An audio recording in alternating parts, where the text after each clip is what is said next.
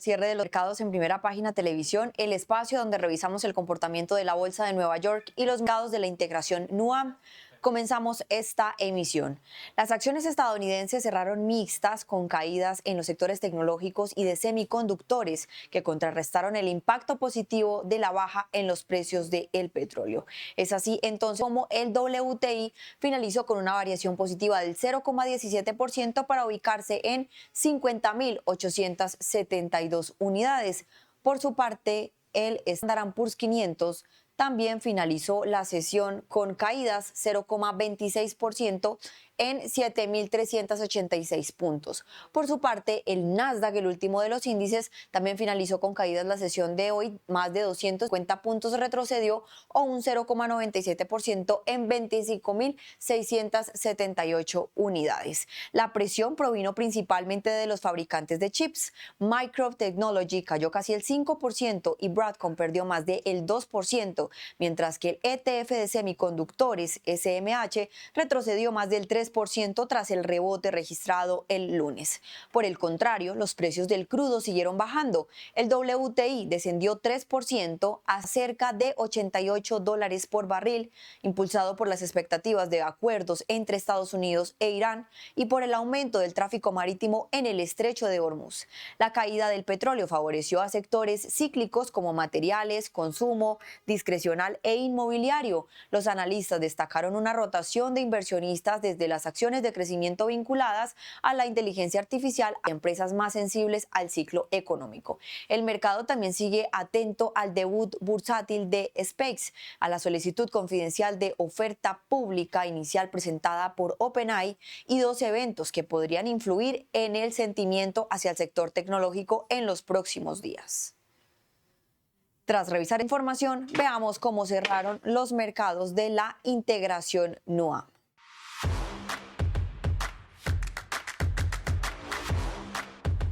Iniciar entonces con la Bolsa de Valores de Colombia, que en la sesión de hoy terminó en valores recordando que en la sesión anterior había finalizado de manera negativa. Hoy ya vamos a observar entonces de qué manera se comportó hoy. Como podemos ver, entonces la Bolsa de Valores de Colombia finalizó la sesión en variaciones positivas. Avanzó el Colcap más del 2%, 2,71% en 2.252 puntos. Por su parte, los otros índices que la componen. Por su parte, las acciones que influyeron en este resultado fueron Davivienda de la acción preferencial, Celsia, Cibes de la acción preferencial y Grupo Aval de la acción preferencial, que tuvieron aumentos significativos en la jornada de hoy, siendo Davivienda, la de la acción preferencial, la que más avanzó, 15,49%. Celsia avanzó 6,53%. Cibes aumentó 5,65% y Cibes de la acción preferencial pues también vemos que tuvo aumentos en la jornada superiores a el 5%. Por su parte, los otros índices que la componen, es decir, Cementos Argos, Banco de Occidente, Terpel e ISA, fueron las cuatro acciones con menor desempeño en la sesión de hoy, siendo Cementos Argos la que más retrocedió en 3,51%.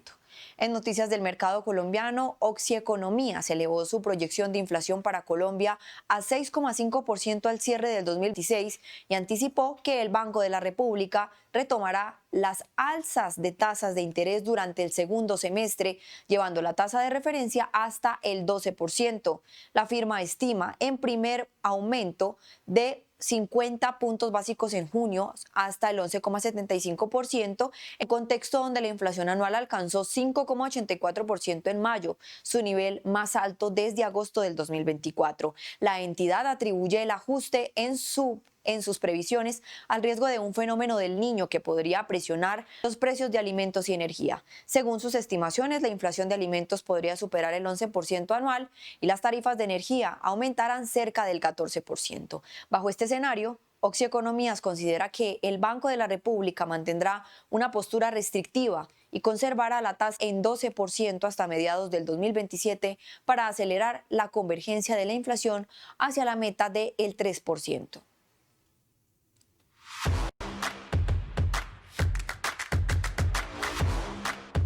Siguiendo con las bolsas que integran NUAM, el IPSA, vemos que tuvo una variación considerablemente alta En 3% finalizó el IPSA, 3,34% en 10.503 unidades. Vamos a observar dentro de las acciones cuáles fueron las de mayor desempeño y el primer título en avanzar es Banco Santander con un aumento del 5,12%. Banco de Crédito de Inversiones subió 4,84%, Banco de Chile aumentó 4,81% y Banco Itaú de Chile tiene también una variación positiva en la sesión de hoy del 3,86%. Por su parte, las acciones como Viña Concha y Toro, Cencosud y Compañía de Cervecerías Unidas finalizaron la sesión en negativo. Solamente fueron estas tres las únicas que registraron comportamientos o retrocesos en la jornada de hoy. Viña y Concha y Toro bajó 0,51%, Cencosud también retrocedió 0,47%, Compañía de Cervecerías Unidas tuvo una baja del 0,30%, bajas leves no superiores a el 1%. En otras noticias, Grenergy puso en marcha el proyecto Elena, una planta de almacenamiento de energía de 3,5 gigabytes ubicadas en Antofagasta, considerada la mayor de América Latina. La instalación forma parte de la plataforma Oasis de Atacama, que cuenta con 624 contenedores y 6.240 baterías. La compañía prevé duplicar su capacidad como parte de un complejo que combinará 2,5 gigawatts y la generación solar de 14,1 de almacenamiento. De la inauguración, Grenergy presentó también su plataforma GR Data, orientada al desarrollo de centros de datos para inteligencia artificial y servicios en la nube. La empresa estima que esta iniciativa podría movilizar hasta $25.000 millones en inversión digital directa en Chile durante los próximos 3 años, apoyada en la disponibilidad de energía renovable y la infraestructura eléctrica del país.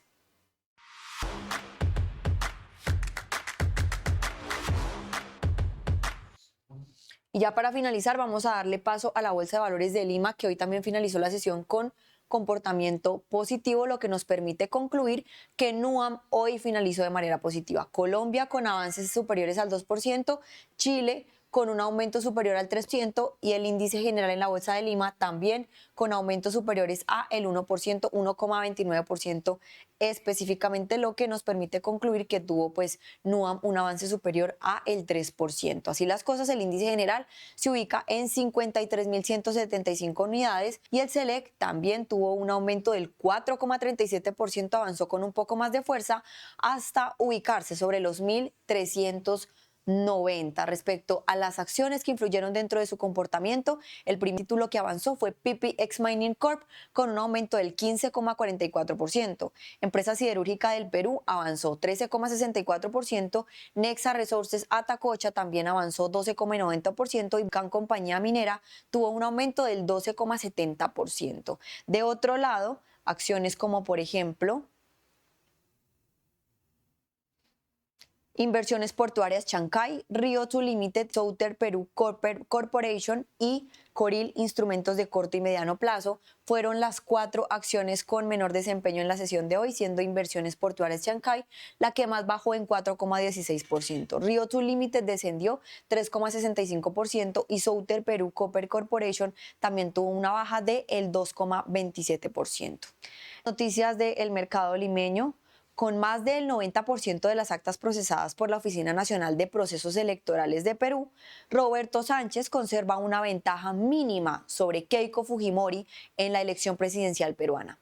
El candidato de Juntos por Perú acumula más del 50% de los votos válidos, equivalente a más de 8 millones de sufragios, mientras que la presidenta de Fuerza Popular registra más del 49% de los votos, con más de 8 millones de votos. La diferencia entre ambos es de apenas 35.143 votos y por el avance del escrutinio, el resultado definitivo aún no está cerrado. De las 92.000 actas previstas, 87.000 ya fueron contabilizadas, pero todavía quedan 3.000 actas por procesar y 1.500 en traslado hacia los jurados electorales especiales para su revisión. El margen pendiente cercano al 5,1% del total mantiene abierta la posibilidad de cambios en una de las contiendas presidenciales más reñidas de los últimos años en Perú.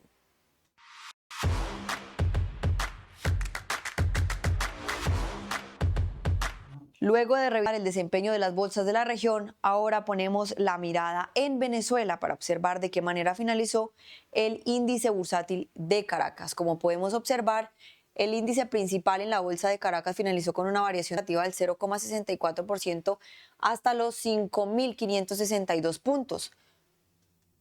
Por su parte, los otros índices que la componen, es decir, el financiero y el industrial, también finalizaron con caídas del 0,73% y 0,31% respectivamente. IMSA informó que avanza en la renegociación de un contrato con la estatal Corpoelec para reactivar dos proyectos hidroeléctricos que son importantes en Venezuela, los cuales podrían incorporar hasta 672.000 megavatios de capacidad de generación. La compañía argentina señaló que el componente técnico y financiero de las negociaciones ya presenta un avance cercano al 90% tras años de paralización por problemas de financiamiento y sanciones internacionales. El acuerdo contempla la puesta en marcha de 2 unidades de la central Tocomá y la rehabilitación de 3 unidades Macaguá, ambas ubicadas en el estado de Bolívar. Según IMSA, los equipos ya están disponibles y parte de ellos fueron inspeccionados recientemente por las autoridades venezolanas. La operación podría convertirse en una de las primeras ampliaciones relevantes de capacidad eléctrica del país en los últimos años en medio de los esfuerzos del gobierno por recuperar la infraestructura energética y abrir el sector a mayor participación privada. Muchísimas gracias a todos nuestros televidentes por acompañarnos en esta oportunidad. Los invitamos a que sigan conectados con toda la programación que tiene Primera Página, el canal de los negocios, y por ahora les cuento que la TAM Airlines Group advirtió que la tasa de conexión internacional vigente en Perú ha reducido las probabilidades de ejecutar una inversión cercana a $500 millones en nueva flota para el hub de Lima. Roberto Albo, CEO del grupo, señaló que este cobro afecta la competitividad del país, desincentiva el tránsito de pasajeros y ha contribuido a una caída cercana al 10% en el tráfico de la ruta Santiago-Lima durante el año. El Ejecutivo también cuestionó que el gobierno eliminara la tasa de conexión doméstica, pero que mantenga la internacional. En paralelo, IATA advirtió que Venezuela está ganando terreno en conectividad aérea regional con más anuncios de nuevas rutas operacionales que Perú, y según el gremio, el retorno de aerolíneas internacionales y la posible recuperación de la categoría 1 ante la FAA podría impulsar el crecimiento del tráfico aéreo venezolano. El organismo señaló que si bien la infraestructura actual es suficiente para la primera etapa de expansión, serán necesarias inversiones en modernización, capacidad para evitar futuros problemas de congestión. Bien, Perú ha sido y sigue siendo un mercado importante para la TAM. Uno de nuestros hubs más importantes se encuentra en Lima.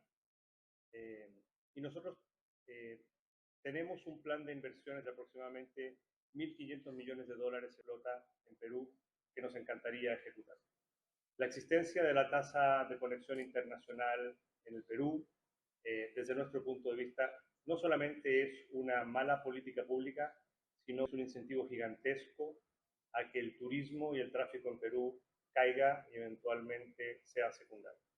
A mí me encantaría ver que lo que nosotros tenemos pensado para invertir en Perú se haga una realidad, pero yo creo que es correcto decir que, dadas las circunstancias, esas probabilidades hoy en día han bajado.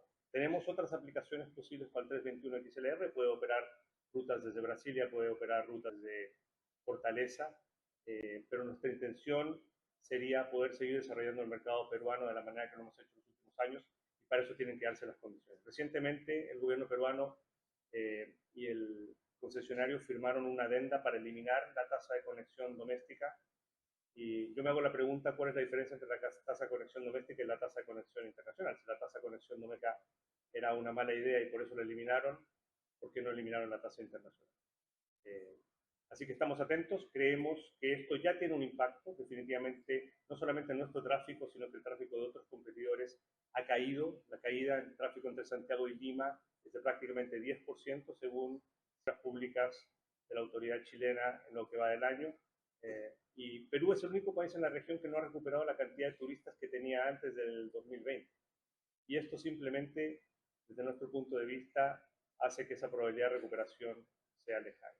La capacidad que tiene Perú de hacer que su economía crezca y se alimente el turismo es gigantesca. Es uno de los países más interesantes para visitar en la región, pero lamentablemente situaciones como esta lo único que están haciendo es evitar que el país se desarrolle en una industria tan importante como el turismo para el país.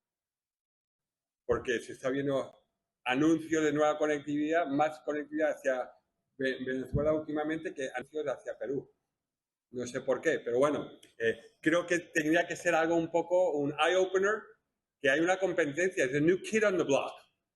Y si no nos espabilamos, otros se van a quedar detrás. Pero bueno, hablemos un poco de Venezuela. Un mercado con un gran potencial, lo habéis visto en nuestra presentación. Muchos de ustedes son muy jóvenes, si os acordáis de los años 70, Caracas era el hub más importante que teníamos en la región.